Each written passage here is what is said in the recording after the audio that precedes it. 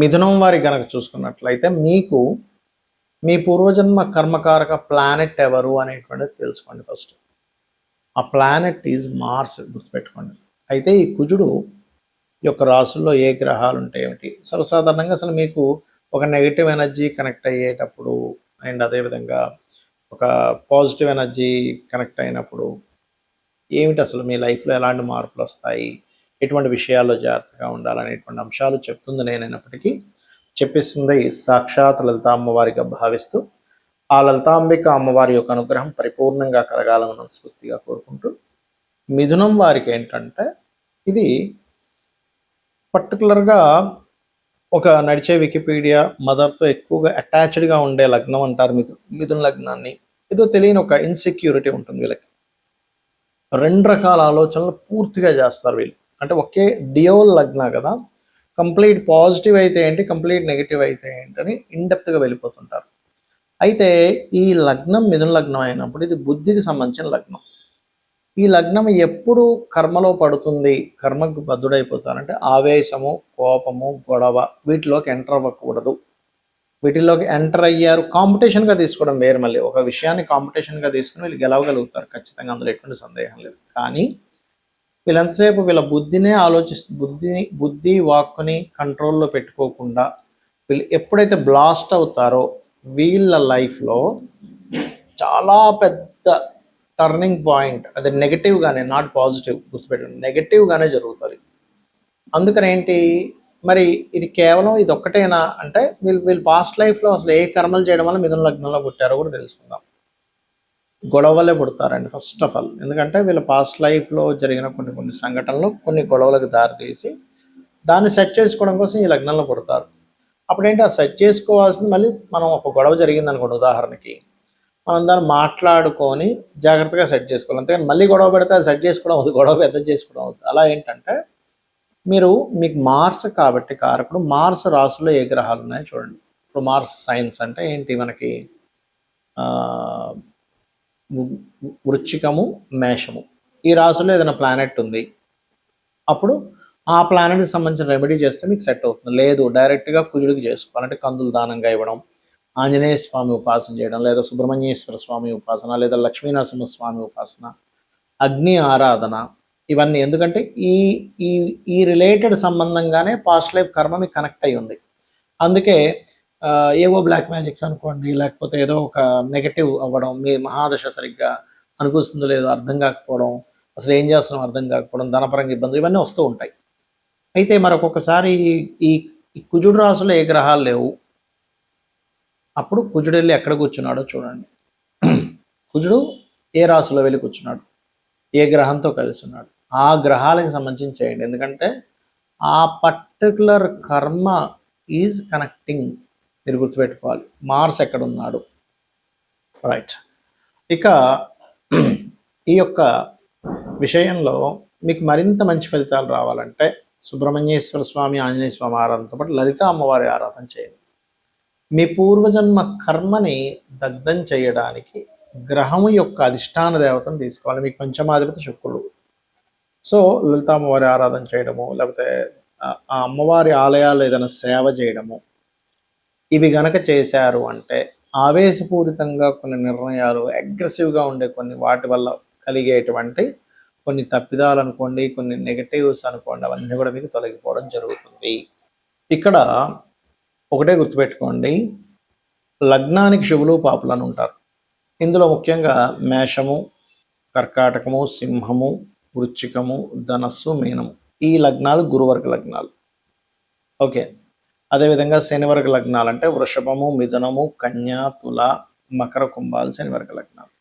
ఇందులో మీది ఏ లగ్నం అయితే ఆ లగ్నానికి శుభులు పాపులను వేరువేరుగా ఉంటారు. అంటే శనివర్గ లగ్నాలకేమో శని, శుక్ర, బుధ, రాహువు శుభులు అవుతారు. గురువర్గ లగ్నాలు అని చెప్పుకున్నాను కదా, నేను మీకు చెప్పాను కదా, ఏది మేషము, కర్కాటకము, సింహము, వృశ్చికము, ధనుర్మీన లగ్నాలు. వీళ్ళకి శుభులు ఎవరు సర్వసాధారణంగా అంటే వీళ్ళకి శుభులు చూసుకుంటే కనుక గురువు, కుజుడు, రవి, కేతువు, అదేవిధంగా చంద్రుడు.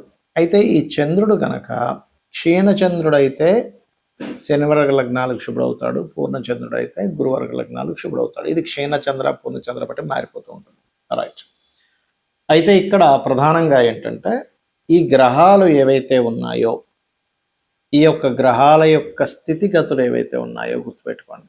ఈ స్థితిగతులు గనక మీకు మంచి ఫలితాలు ఇస్తున్నాయి అంటే మీ యొక్క లగ్నం నుంచి మంచి ప్లేసెస్లో ఉన్నాయి.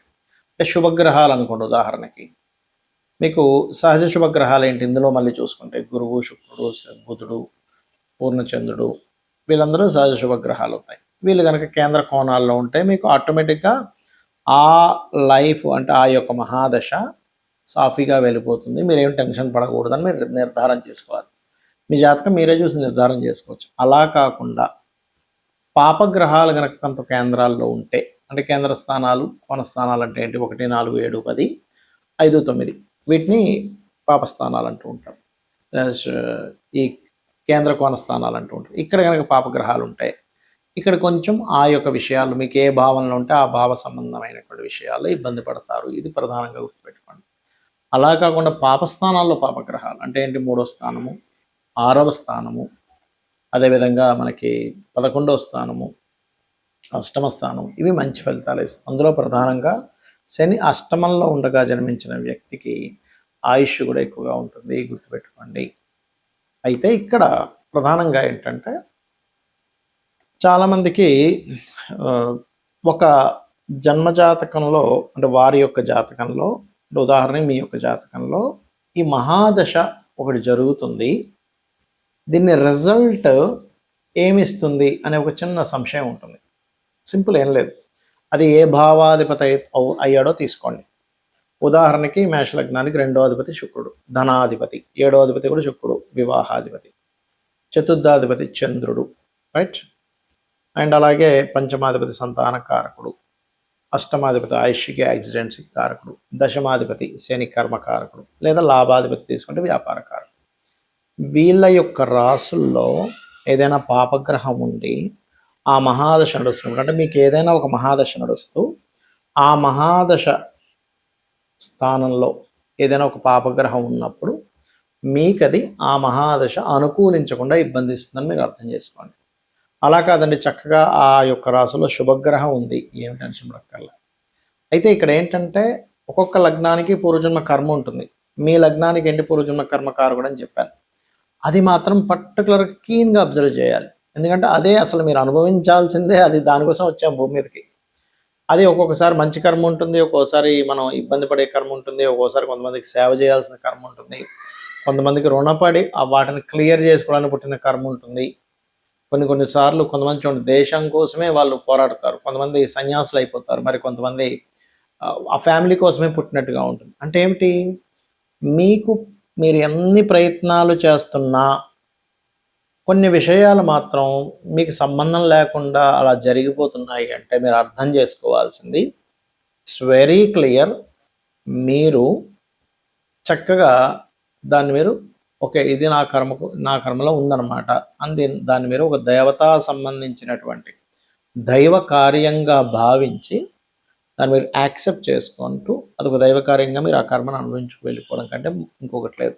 మరి అలా అని ఎప్పుడు కష్టాల్లో ఉంటున్నానండి ఈ కర్మను అనుభవించాలంటే కష్టం ఏ గ్రహం వల్ల వస్తుందో తెలుసుకోండి. సహజంగా ఉండే కష్టం ఏమిటి, రుణము, రోగము, శత్రుత్వాలే మెయిన్గా. రుణాలు ఎక్కువగా ఉన్నాయి, ధనం లేదు, కష్టం. హెల్త్ ఇష్యూస్ ఉన్నాయండి, అదొక పెద్ద కష్టం.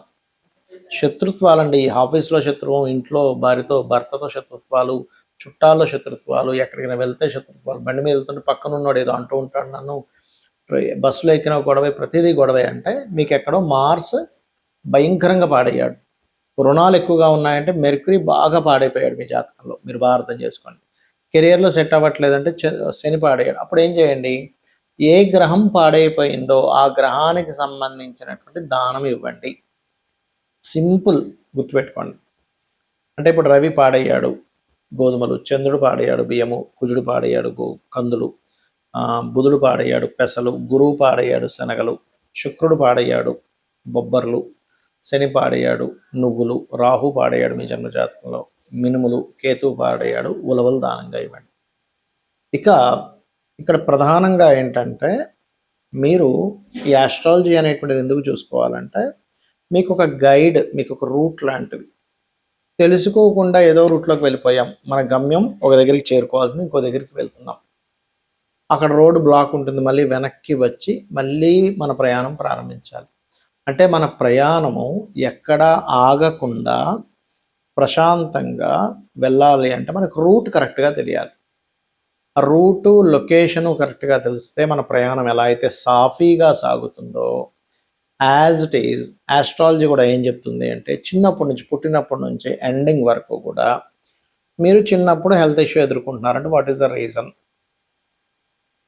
దానికి రెమెడీ చేసుకోమని చెప్తుంది. అలాగే ఎడ్యుకేషన్లో డిస్టర్బ్ అవుతుంది, లేకపోతే ఎడ్యుకేషన్ మీకు ఎక్కట్లేదు, లేకపోతే మీకు బిజినెస్ యోగాలు ఉన్నాయి, చదువుకొని ఏదో మీరు ఆఫీసర్ అవ్వాల్సిందే, ఏదో కలెక్టర్ అయిపోవాల్సింది లేదు, మంచి బిజినెస్ మ్యాన్ అయ్యి ఇంకో 10 మందికి ఉద్యోగాలు ఇప్పించే యోగం ఉన్న జాతకం, అది మీకు ఒక క్లారిటీ ఇస్తుంది.